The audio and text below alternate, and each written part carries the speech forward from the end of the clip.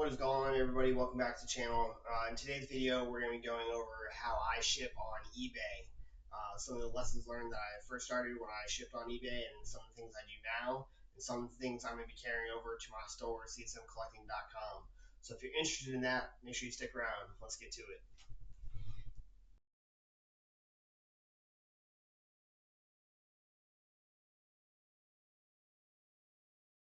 Welcome back, everybody. It's Ken here with csmcollecting.com. I'm an active duty military member who has a passion for Pokemon cards and sports cards. So I decided to start selling on eBay late 2024.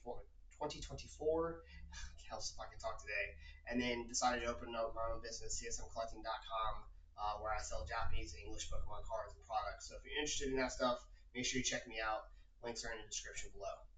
In today's video, I'm going to be going over how I used to ship Pokemon cards and sports cards on eBay, how I changed, how I ship completely, and then moving into how I'm going to start shipping and do different types of shipping when it comes to csmcollecting.com. Not too many sales there yet, but I have an idea based off of watching other YouTube and content creators of how I want my shipping to look like when it comes to that. So we're going to go and get into it. In today's video, I'm going to be using a rare candy regular Pokemon card as my exclusives, or as my card that I'll be shipping today.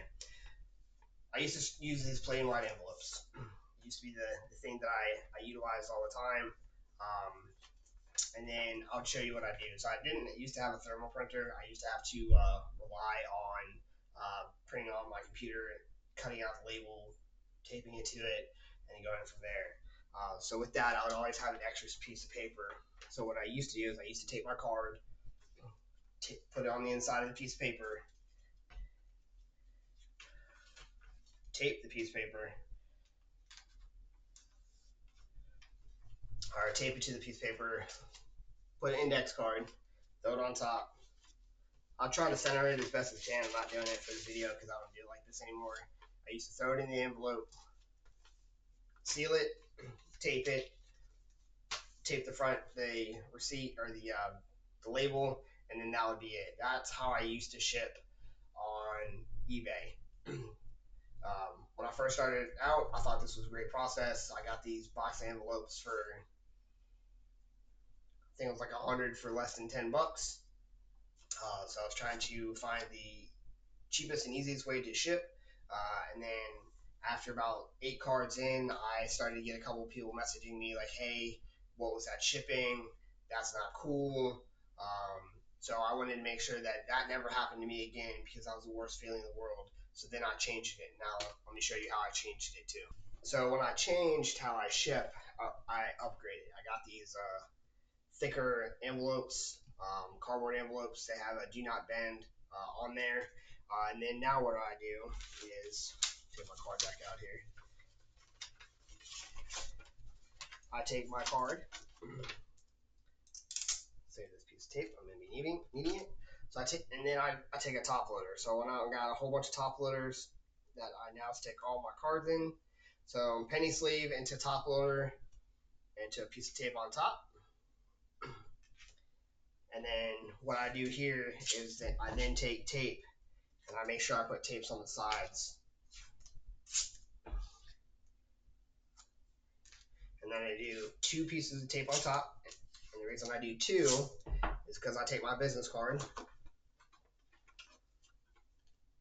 my CSM collecting, can't say more collecting business card, has my socials, my YouTube, my store, my eBay, all on this card. I tape it to the card. I then take my now mailer or envelope, and then I will stick the card in, tape it down, so where it's not moving. There's no movement when it comes to this card. It's taped to the side. It follows the eBay thickness rules, and then I mail off the top, stick it down, and mail it out. Wham bam, thank you, man. This one's busted, so I'm not actually going to use it. So I'll go ahead and show you exactly what it looks like when you the card is received. If I can get the tape off today. Struggle bus over here. There we go. So it comes down just like this. So I don't send out defaulted envelopes. So if the envelope is defaulted in any way, shape, or form, I don't utilize it. I don't try to throw a piece of tape over it, none of that. I just try to just get a new envelope. I'd much rather send out a clean envelope than not. I have a thermal printer label now, which I'll kind of show you guys at the end of this video or near the end of this video of how my setup looks currently. And then I mail this out. And then when people get it, all they got to do is just rip the top and they get the card. So that's how I currently ship my eBay standard envelope $20 and below cards. The next thing I do is for cards that are $20 to $50, I use a bubble mailer. I will take the card, again, same card. I'm just going to keep utilizing this tape here. I'll put it in these, in between this Hobby Armor cardboard boxes. If you're interested in this, message me. I'll send you the description and the link to where I got these. I got them off Amazon, I think. But I'll take the card and I tape it. I tape it to one side. I grab the other one, and then guess what I do? I tape it again. So there's no movement when it comes to this card. Realistically, depends on the card. I'll put some bubble wrap around it. I'll throw it in my bubble mailer here, and then I tape it. I tape it exactly, not exactly, but around this area of how it looks. And then I fold it in half. I tape down the edges. I tape down all the edges. I tape down the ceiling part as well, just to make sure it can't be tampered with. I throw on my thermal printer, my thermal label, helps if I can talk. Throw on that label, and then I go forward from there. So that's what I do for about that $20 to $50 card range. Anything over the $50 card goes in one of these boxes. I want to say it's like a 6x4x1 box. Might be a little bit smaller than that, but I also got these off of Amazon. I saw somebody used to mail their slabs in this, so I thought this was the perfect box. I throw down a layer of bubble mailer on the bottom, or not bubble mailer, bubble wrap on the bottom. Put the card on top. I wrap the card in more bubble wrap. Put the card on top. I will tape my business card to the top of the box. I fold the box and tape along the edges. Tape where it's sealed right here. Throw a label on it, and out it goes. And that's what I do for my graded cards, and that's what I do for all my cards over 50.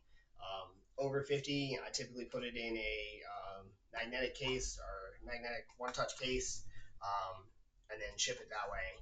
Just because I personally would rather get a more expensive card in a box than a bubble mailer, but I just can't justify the cost on cards under $50 to really send it out in this box, because I do have a cost-effective way of things that I like to do.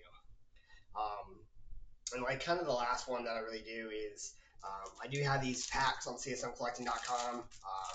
They're 10 packs. I can also mail them out in these boxes.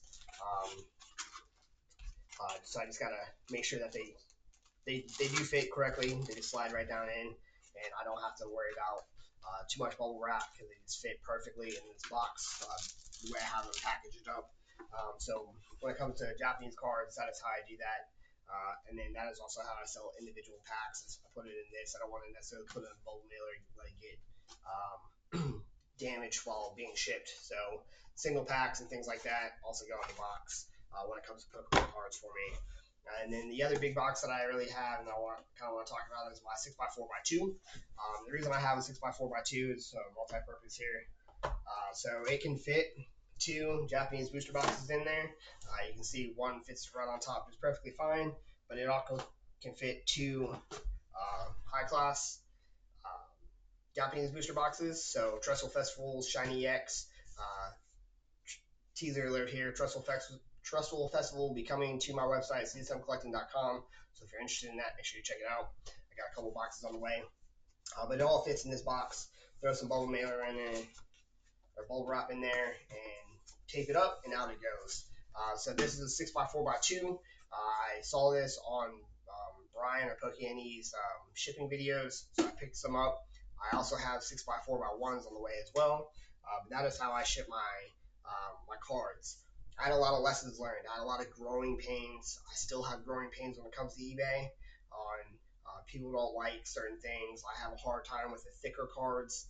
Um, so specifically the thicker cards under $20 because they don't necessarily pass the eBay standard envelope mailing scale because it's a little bit harder to get it in with how I do my eBay standard envelope.